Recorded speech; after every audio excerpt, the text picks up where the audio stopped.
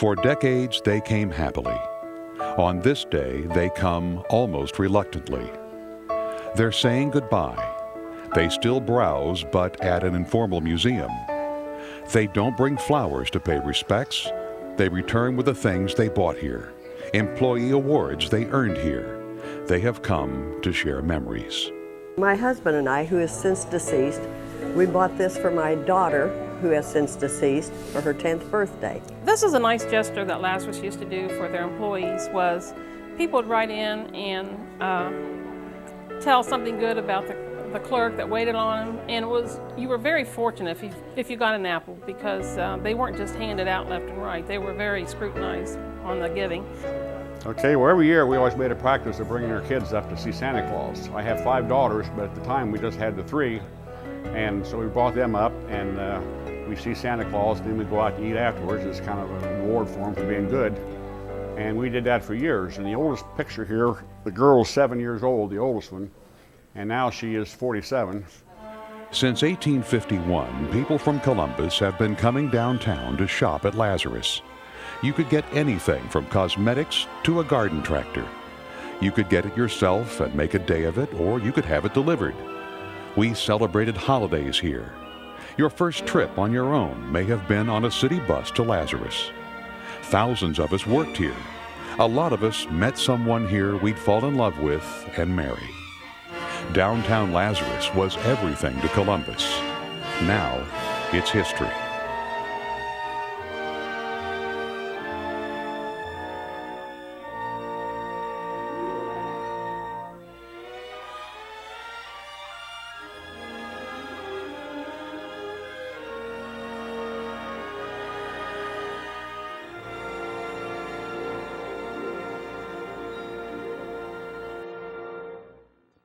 When Johnny came marching home at the end of the Civil War, one of the first things he wanted was to get out of his uniform. That gave a Columbus merchant named Simon Lazarus an idea that was just ahead of its time. He had a little tailor shop across the street. At that time, there were 200 tailor shops up and down High Street. He got in a horse and buggy, because there were no automobiles then, went up to Rochester, New York, and came back with 200 ready-made suits. 10 or 20 years later, there were about 10 tailors up and down High Street. Simon Lazarus was a rabbinical scholar who happened to be a clothing merchant. In 1851, he came from his native Prussia to join a stepbrother in Columbus, a town of 18,000 with plank sidewalks and unpaved streets.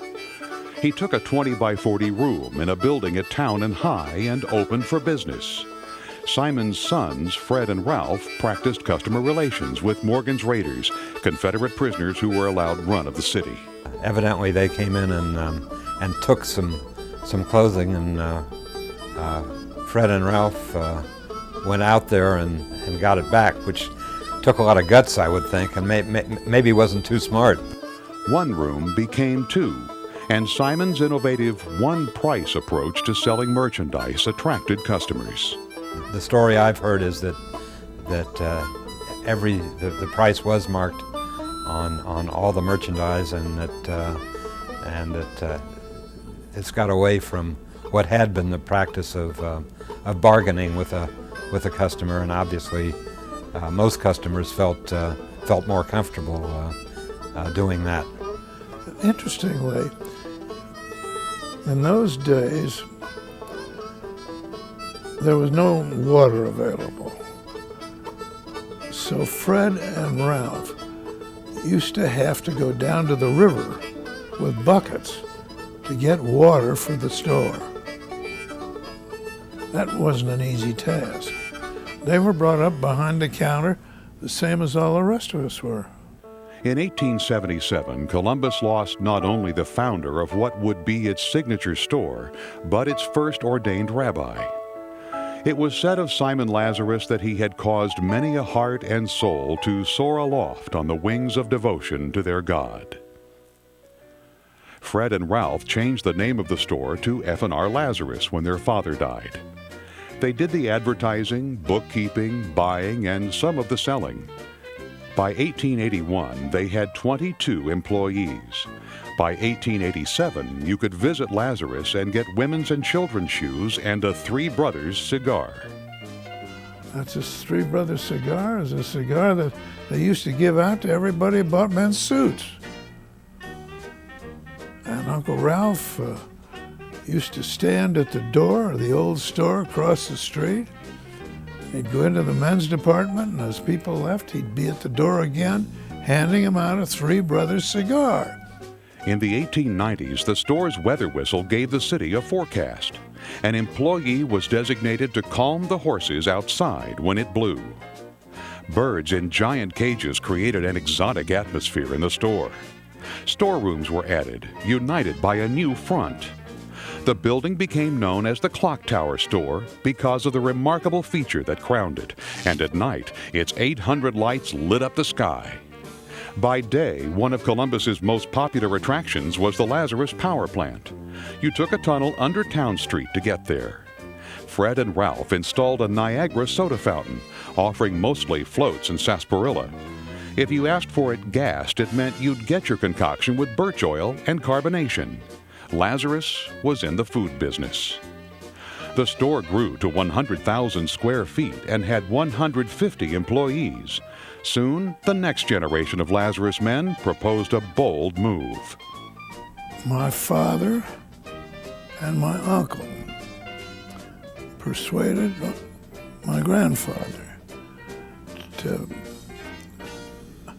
put all of the family's assets behind that move.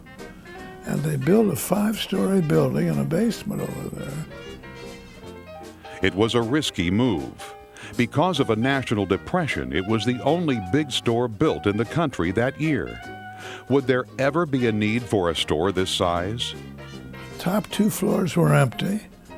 The basement was the basement level, and at the bottom of the basement level was a live alligator. The excitement began at around 11 p.m. on a Saturday. A platform was laid from curb to curb on Town Street, and everything was put in trucks and moved from the old store. When the new store opened Monday, Lazarus boasted, "We've never been closed 1 minute for construction or repairs." Sales nearly doubled the first year in the new store. It was a wonder and featured the latest conveniences, including an escalator. Unfortunately, that's when the first escalator was put in this part of the country as well. It evidently scared the daylights out of people. I wasn't around in those days, but they had to take it out a year later. The store would grow, and there would be changes, additions, and refinements. Lazarus, for instance, revolutionized retailing in the 1930s when it began arranging merchandise by size instead of brand. But this is the store at Town and High that generations still remember. For hundreds of thousands of people, Lazarus became a landmark. Lazarus wasn't a store to shop at downtown. Lazarus was the store, the only store we shopped at. Now, when I came down, I made a point of putting my hat on, and I also brought my gloves, because I never went to Lazarus without hat and gloves. And if I were feeling better, I would have gotten my high heels on today. I would have put on my nice fancy dress, because I'm telling you, I did this as late as 1967. That's how recently we ladies used to dress up to go shopping at Lazarus. It wasn't just a shopping adventure. It was an experience that you were going to experience a lot of things when you did come to the department store other than shopping. I remember the associates that used to be here, how wonderful it was to shop here. You could find anything you wanted. Oh, I love the atmosphere. I love the people that waited on us. I love the cosmetics. One of my favorite things was the information box that you had, because my father always let me press the button and I always asked, where's the toy department? So that was always fun for me. Because I grew up in the South End, my friends and I would walk from St. Mary's High School so we could go into the Colonial Room and eat their wonderful dressing and get a Pepsi, and it would cost us 37 cents. When Lazarus had a July sale, you better be prepared, The islands would be mobbed with people snatching and grabbing and trying to get the bargain ahead of the neighbor standing over there. They really, it was just a mob scene, but it was lots of fun. We loved going to the music section. I think they had instruments back then. We came to look at the instruments, and it was just it was the main thing in downtown to us kids.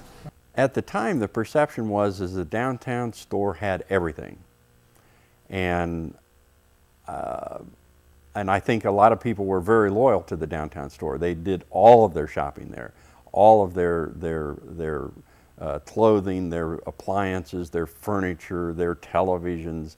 You know, everything could be purchased at the downtown store. But Lazarus was always here. It was faithful. It was like the landmark of Columbus. If you told people, I'll meet you at Lazarus, they knew right where it was. You know, there was no mistake in that. Nobody had to ask, where is it at? Everybody knew, and it was just like an icon of Columbus. The modern building that opened in 1909 at the northwest corner of Town and High was more than a landmark for shoppers. Thousands of people worked here too, in all kinds of jobs, but they were never called workers or employees. Dad was the guy who first, as far as I know, invented the name Associates. From the start, or as long as I can remember, the workers were associates, and they really were associates. They were part of the team. Associates means they're all on a level. They're not employees. They're the same as management or anybody else. I was an associate the same as anybody else was. My mother started here in the early 40s. She retired in the early 70s and spent her entire life in one department, front street level shoes. My sister and I both joined her for not that many years though. And between the three of us, we had over 70 years in shoe business. So Lazarus is a very big part of our lives. Brought in a small package delivery uniform, which they started delivering in 1942, I believe. World War II had started and the men had left, and there was hardly any of the fellas left anymore. And they posted a notice on the board, and a couple girls decided to try it out. And I made it, and my friend didn't. After college, my first job was in what was then the annex, and it was selling tulip bulbs and crocuses and hyacinths.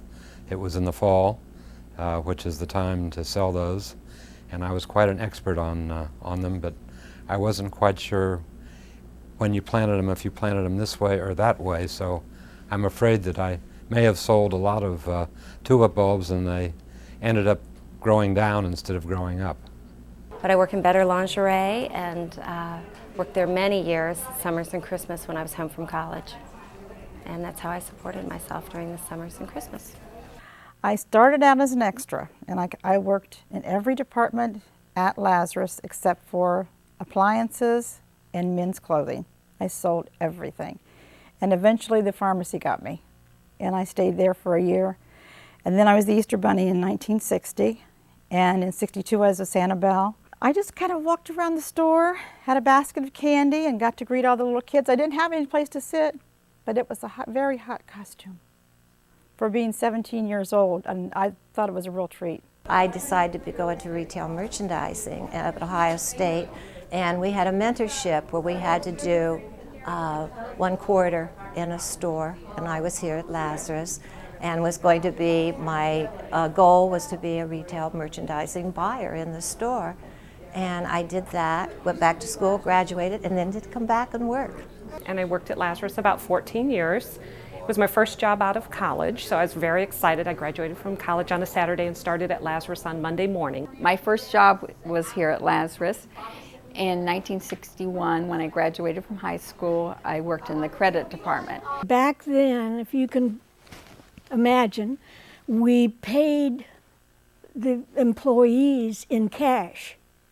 And so they would lock us in a small room, 6 or 8 of us, And we had stacks of cash in front of us, and we would get the pay envelopes, just a little brown envelope, and it would tell all the breakdown and how much money we were supposed to put in there. And can you imagine paying employees that way today? It's just unbelievable. I was an operative, as they say, plainclothes operative. So I got to walk the floor in my street clothes, and the main objective was to prevent theft, catch shoplifters. And I think the worst job was in the drapery hardware department. We were there for inventory, and if you can imagine counting all those things that you use in a drapery workroom. Well, anyway. I started in actually '58 because I went to Central High School right across the river. And I was in disability education my senior year, and I'd go to school half a day and came over here and worked half a day. And I worked stock, ran freight elevator, did all things behind the scene when I first started. They told me people stayed forever at Lazarus, and I didn't believe them. 42 years later, I wonder if they weren't telling the truth. You could get practically anything at Lazarus. People drove, took the bus, streetcar, or train to get to the store. What kept them coming back, though, was the store's basic but revolutionary philosophy. Well, this started Lord knows when, probably with my great-grandfather. If you don't like it for some reason, bring it back. We'll gladly take it back. And we'd take anything back. And I do mean anything. And some people brought back stuff repeatedly. I can say it now. They bought bridal dresses, silverware, plateware, expensive things, had their party, and then returned the merchandise. One of the other buyers had made a protest because the people in their department had taken back some things that really he didn't think should have taken back, and they were quite old. And that day, Mr. Charles Lazarus met up with that person and said, "Come here, I want to show you something." And they went out to the front of the building and looked up, and he said, "What does the sign up there say?" And then the buyer said, "It says Lazarus." And Mr. Charles said, "When your name is on the front of the building, you can make the decisions about what our return policy is." One day, Robert Lazarus and I were walking on the second floor, I believe it was, and he looked over and he saw a salesperson and a lady obviously arguing with each other. And he didn't run that kind of a store, so he marched over there. And he said to the sales girl, he says, what's this about? She says, "Mr. Lazarus, she wants to return this shirt." And Mr. Lazarus says, "Well, give her money back. Make it good." She says, "But Mr. Lazarus, you don't understand. It says J.C. Penney on the label here." And he says, "Give her money back." And she did. Occasionally, you might get taken advantage of, but very occasionally. And the good vibrations you got from that policy way outnumbered any time that you were taken advantage of. There are lots of stories. Lazarus didn't rely solely on its return policy to keep people coming back. The management wanted to make shopping at the store a memorable experience. And the live alligator was symptomatic. This was in 1909, of bringing people into the store, creating the kind of excitement that would make people come in. So when you shopped at Lazarus, you could find everything imaginable. You could return it if you didn't like it, and you could expect something special would happen during your visit. Then when I got to be a teenager, they brought the usually it was one of the two top bands at the time, for teenagers anyway, Fifth Order and Dante's would come down and play, and you'd come down, watch them on a Saturday. With my quiet kind of girl, yes, she's fine. Oh, special events it was a circus. It was really a circus. You always had something going on. You had the Italian fair, the British fair. You had celebrities come in. Ed Sullivan came a couple of times, and he brought J. Fred Muggs one time. I remember they put him in my arms, and that monkey wrapped his arms around my neck and my waist. And I said, take him off. I couldn't stand it, but he was a very loving monkey. We had Gloria Swanson a couple of times, and Cesar Romero. Do those names mean something to you? Polly Bergen wore the biggest diamond ring I've ever seen. Ann Miller, who just died, she wanted a spaghetti dinner well after midnight.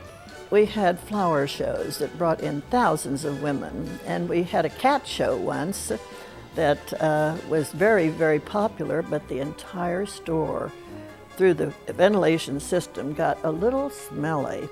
So they tried to perfume the place, and that made it even worse. And I remember that they decided no more cat shows. So there was excitement constantly, and we had modeling in the main dining room every day.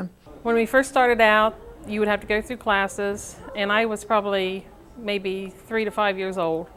And they'd walk you through classes and do etiquettes, and then you'd model. Every season's change, you know, for back to school, Christmas clothing, whatever'd come up, you were called to model. And they'd put on a style show, 6 floors, nothing but for children's back then. Our daughter was 16 months old, and they had a moms and children's show. It was probably this time of year.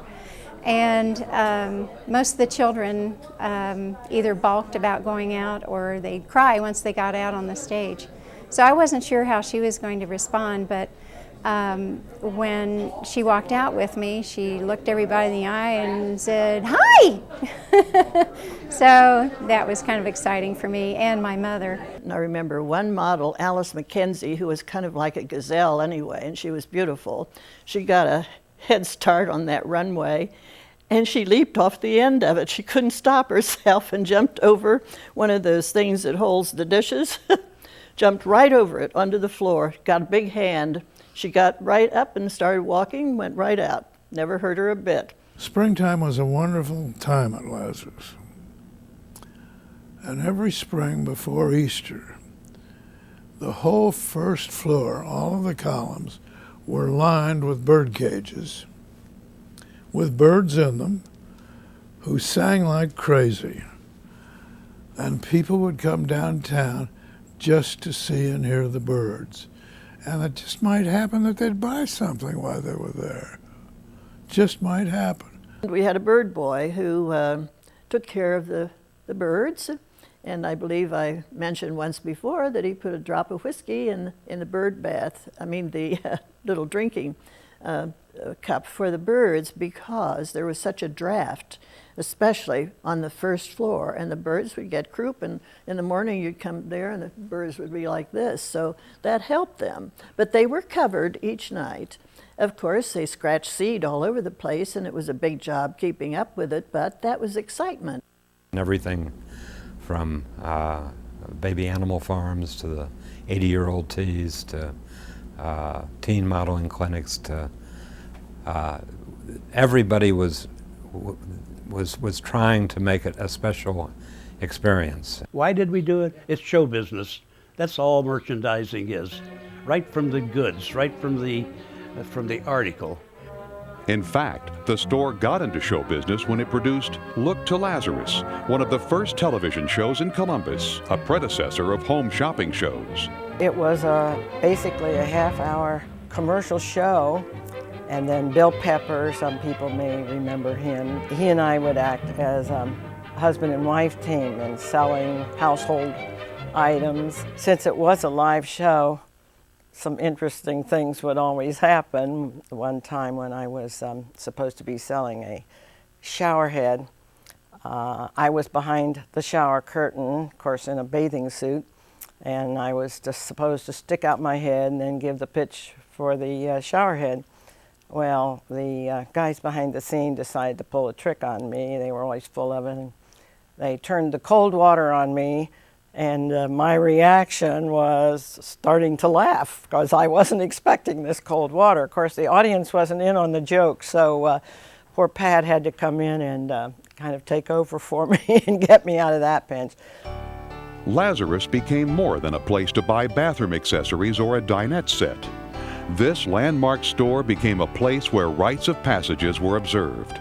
For thousands of young Columbus women, that meant learning about grooming, poise, and the impropriety of wearing white shoes with a dark dress.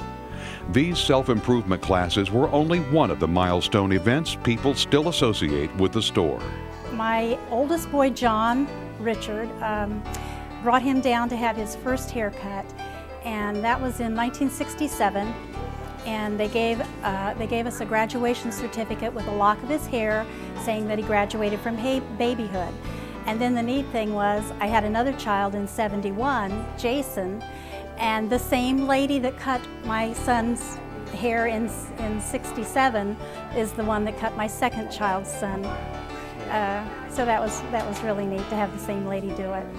And then one of my favorite memories of all time was when I turned 13, my mom said that I could have my first outing alone.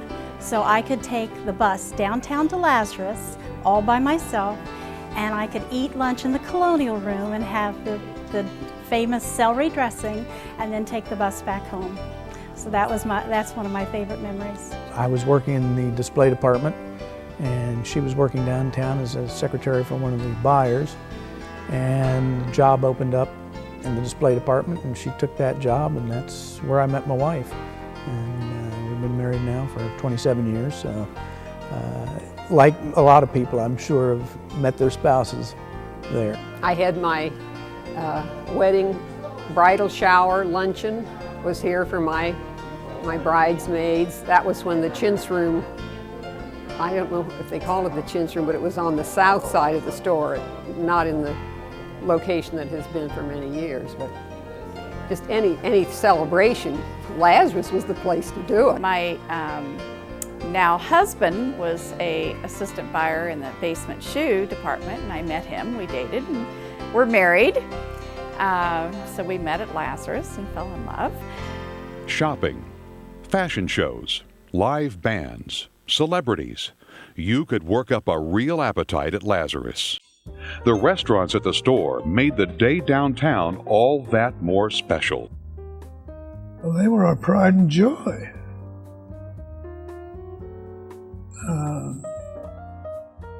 We had 9 of them in this store over here. The main thing was that you had so many choices because there were so many restaurants on different floors. And we used to use the restaurants initially to pull people through the merchandise, so that the restaurants, when we first built them, were in the farthest location we could find. I would walk to Lazarus. I would have lunch every day at Lazarus, not every day, but at the fountain, and I would have celery dressing and an orange drink, and it was 50 cents. And to me, that was just the ultimate. And we could come into a restaurant, and for 25 cents we had this stuffing with gravy, and for a dime you got something to drink. And probably, I didn't even know about tipping, so I just put my 35 cents on the table, you know, and that was that. As a child, I would make money all summer, babysitting and such, and before school started, even at 9 or 10, I would ride the bus downtown by myself, go into Lazarus, shop and spend the money that I had made and earned all summer, and then decide whether I should go to the dining room for a hidden sandwich or to the west basement for a hot dog. I just always remember coming down here eating at the Highlander Grill, which was in the basement, and the chintz room and the colonial room, and that was always fun to have the special things that you couldn't get anywhere else, you know, like their dressing and their ice cream balls that they would roll in nuts and cake and stuff like that was always fun. My father worked here for many years in the restaurant department, and so I feel like I pretty much grew up here. And my mom just died recently, and she would have been the first person here, so I kind of do this in memory of her. So we kind of felt real important coming to Lazarus, like our dad was working here, and she would bring all 6 kids of us up here, and we'd get all dressed up with the white gloves and everything and come up here and eat lunch with my dad in the colonial room. People associated with coming downtown as eating, which is always a good experience, and so that was a happy time too. In 1951, Lazarus celebrated its 100th anniversary with a gala celebration that became one of the most memorable events in the store's history. Associates took to the stage for the Centennial Showcase. Thousands flocked to the store for a special sale. Ed Sullivan was the star of a really big show, a men's style show, and a special window display packed the streets. The whole front of the store had dioramas of significant things that had happened in Columbus and this community. And they were miniatures of scenes. They were very, very costly, and they were beautifully framed, and they were big. The store donated, I believe, at that time, a building for the United Community Council to celebrate that event. But there were all kinds of special events. The Centennial was a significant milestone for a store that was recognized as a national leader. But there's another special event that caused even more excitement and drew even larger crowds. It happened every year. Well, Christmas at Lazarus was really probably the best example of store excitement, because it was not only in the windows all through the store. We had this huge tree up on top of the store, tree of lights on top of the elbow. We had waterfalls on the front of the store, which you could see from all over town. So it started on the outside. Then when you went in the building, everything you looked at. Oh man, Christmas at Lazarus was a true celebration. We would go to the secret gift shop and shop for our parents and our sisters and brothers, and go see Santa Claus. It was a big deal, a real big deal for us. It was the most exciting part of the year for us to come to Lazarus for Christmas. Lazarus played an instrumental role in the way the nation celebrates the holidays, but even Fred Lazarus Jr. couldn't pull it off alone. Russell, this is going to be a grand Thanksgiving party, and we're going to have a very big turkey, and there's going to be very little left of him when we get through. He got to know Roosevelt a little bit. Don't ask me how.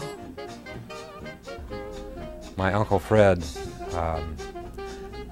thought that it would be helpful if Thanksgiving were moved from the last Thursday of the month, which it had been, to the fourth Thursday of the month. And so in certain years, that would provide for extra shopping days between Thanksgiving, which was the traditional start of the Christmas shopping, and Christmas.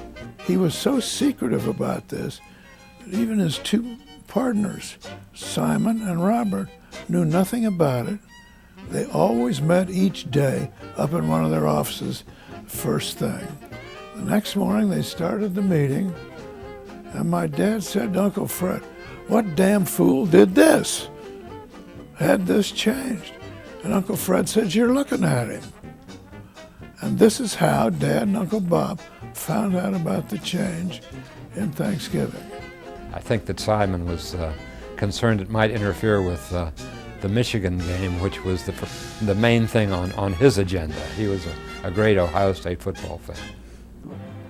One thing that was always very clear is we had no Christmas decorations or anything visible right up to Thanksgiving.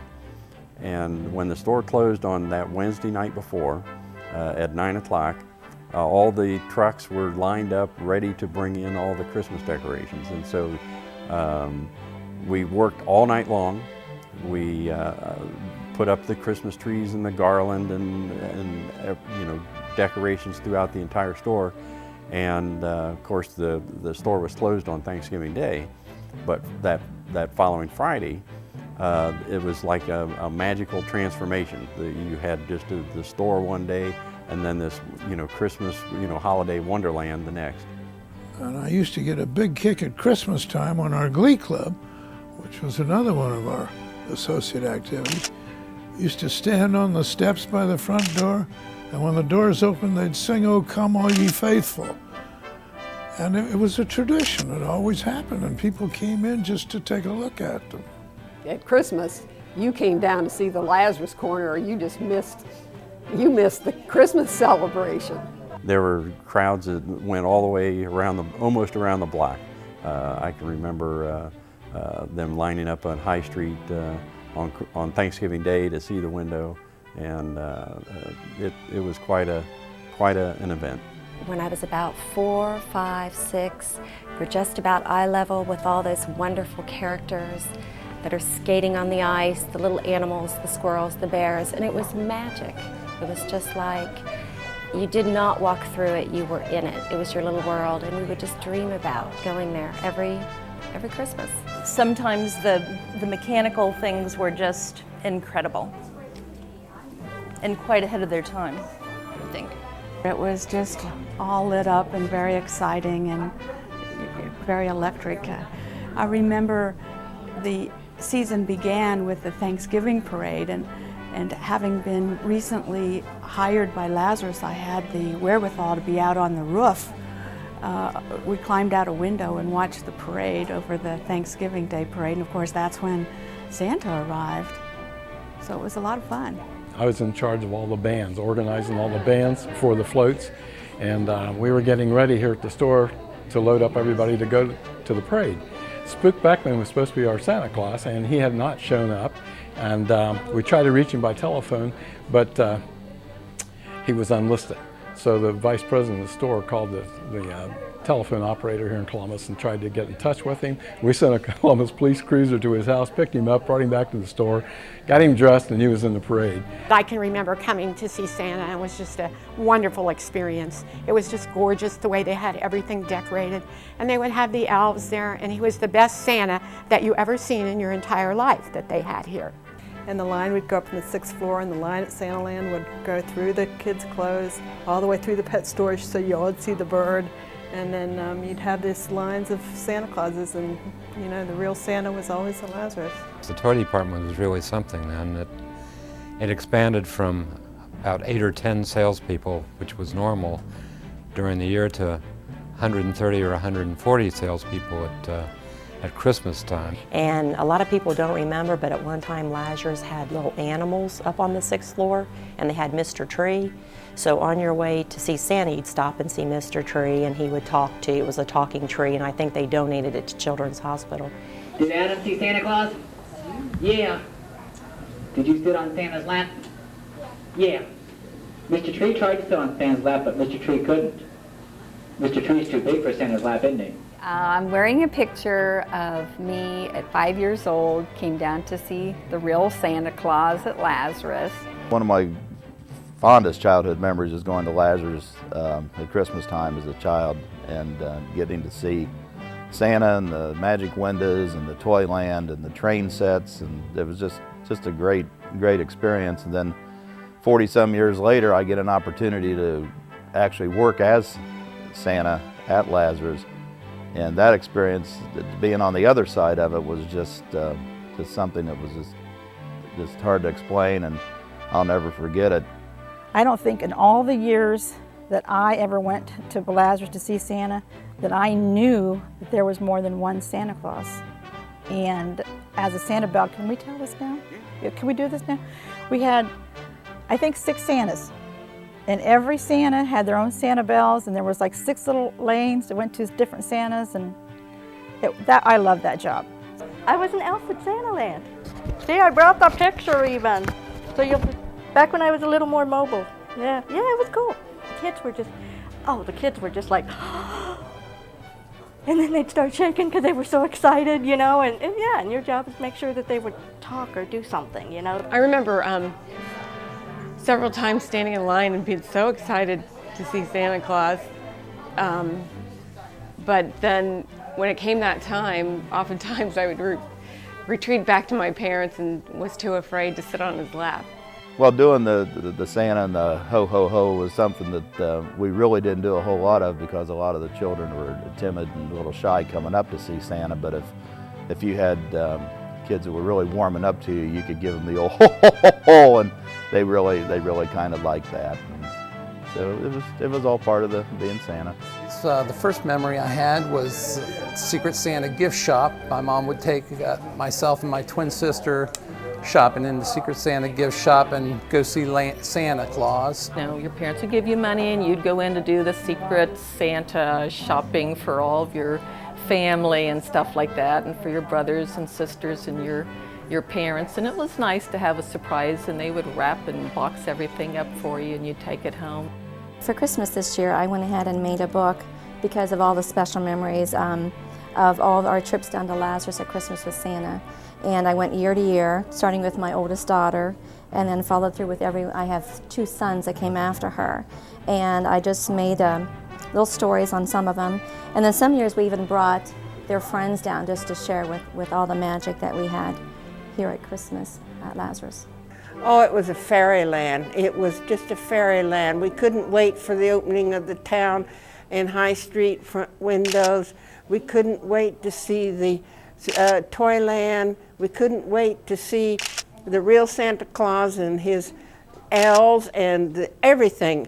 Now, in recent years, they had things for the children, the talking tree and things like that.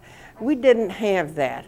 We just knew, though, that we were in the presence of the real Santa Claus at downtown only Lazarus.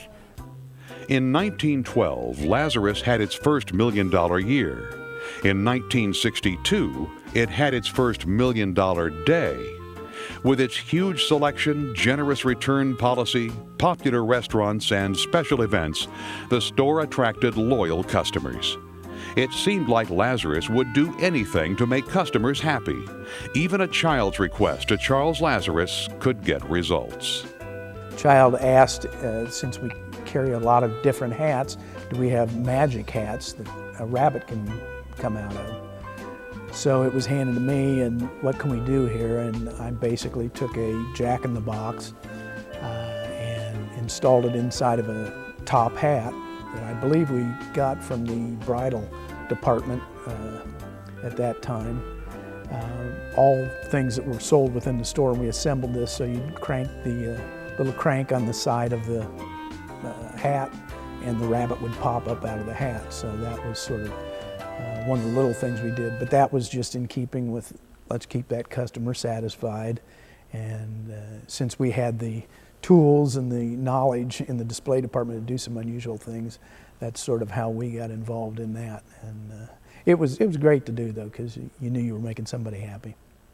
Lazarus did anything it could think of to build loyal customers. Loyal workers were important, too. Well, the loyalty was because you felt you were part of the family because of the benefits they got. There just isn't another company today that care for people, you know. I sold for 33 years and became a commission salesman, made a very good living, made a lot of friends, and I'm just internally, grateful for that opportunity that I had back then. The parties and the dances at the Southern Hotel, they had the best employee dinners and parties. This is a delivery bowling shirt. The store had great activities such as golf, baseball, and so forth. And this was my bowling shirt in '42.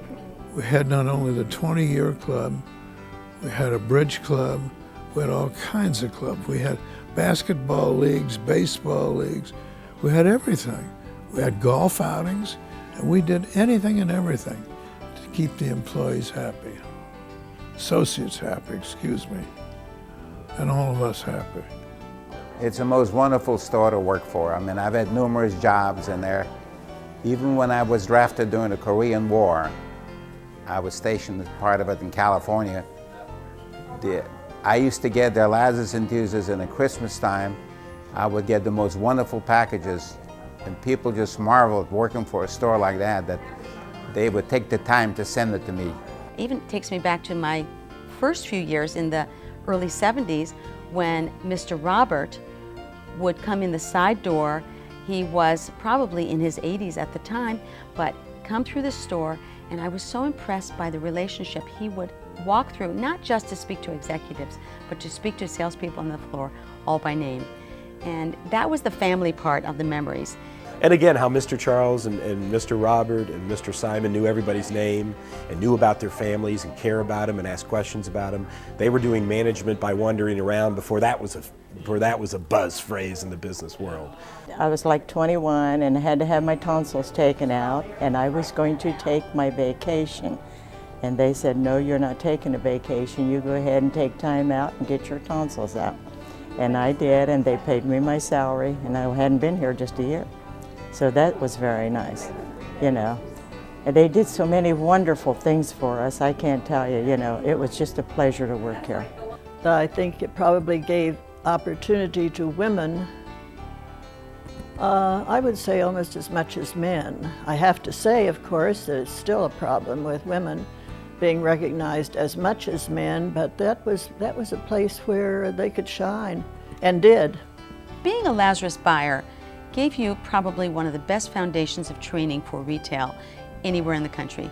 And people respected you so much in the business that you could go with Lazarus on your resume and go really any place in the country, to another department store or to some other type of retail, whether it was a large company or a small company, and you were pretty much assured at least an entree, but practically your next job anyway. The Lazarus training was second to none in retail. We had an associate's cafeteria. We have a discount, which I still get as long as I live. I have that discount. We had a great associate's cafeteria where the food was very cheap. You could get a tray full of food for $1. A department store like that is kind of like a city in itself. We worked there at night, and we were fed magnificently. We had a marvelous cafeteria. I had my breakfast there for over 30 years. It was terrible eating alone after I left there. The store used to be open from 12 to 9 on Monday, and they would give the employees, everybody that worked came in at 12 o'clock. And then they have a dinner hour, which is always free in the cafeteria. They gave you, you got a free meal every Monday. That was part of the benefit. Yeah. I can tell you that it was a marvelous experience, and I made friendships there that were friendships for life, and I was proud to work for the store that I came to love and respect, and I grew, no question about it. I was given a chance to grow, and it was like a flowering in one's life, and I wasn't alone in that. Through the years, Lazarus championed the city's growth, knowing it would be good for business. Lazarus may have been perfectly suited for its day, but by the 60s, its days were numbered. Don't forget, there were no highways when department stores were strong. None. There were streets. There was public transportation. And that's the way people got there. When Columbus began growing away from downtown, when highways and interstates fostered growth in the suburbs, Lazarus had to follow. Westland, the first branch store, opened in 1962. People started to prefer to shop closer to home, easier to park, more casual. It was a sign of the times. As customers change, stores are going to change. You've seen that right here in Columbus. We went through the downtown era. We went through, or have partially gone through, the big shopping center era. We went through the strip center era. And what era are we in now? It's our job to provide the customers the merchandise where they want it, when they want it, and how they want it. And they say they want it in branches for the most part these days. But change is change, and we got to take it into account and do the best we can to plan for it and make it what people want. And so, in August of 2004, Columbus experienced the end of an era. Time had finally gotten the best of an institution that had been a huge part of life in Central Ohio. After 153 years, there would be no downtown Lazarus, In its heyday, you could get anything at this store. Now, it can provide nothing but memories. We all came down and eat at the Chintz Room all the time. Toys, you know, it's just sickening to know that the place is going to close. Oh, it just went through my whole life. And when my daughter was going to proms and such, I remember shopping here looking for things for her. And I still have some furniture that my parents bought here. My dad bought a leather top coffee table, a leather top end table, a leather top desk that he wanted the very best, and he got those, and they're in my house today. So I've just had a wonderful life with Lazarus, and I'm really gonna miss it. Everybody I know has some memory about Lazarus, and especially there's something about the one downtown being the original Lazarus store. I mean, that's where everybody went. You know, that was the only place and the best place to go, and it was just, I just have those happy memories. I'll never forget that, my mom bringing me here. And I hope my daughter will remember when I brought her here also. The philosophy of this family molded the values of a community. And I don't think you can put enough value on that. So they really were an amazing force here in Central Ohio that taught to all of us a really good way to run a business and a really good way to treat your people and a really good way to treat your customers. I learned to be a good cashier and a really good person and how to treat people at Lazarus. I really did. I mean, they taught me well. And I'm 44 years later, I'm still doing it.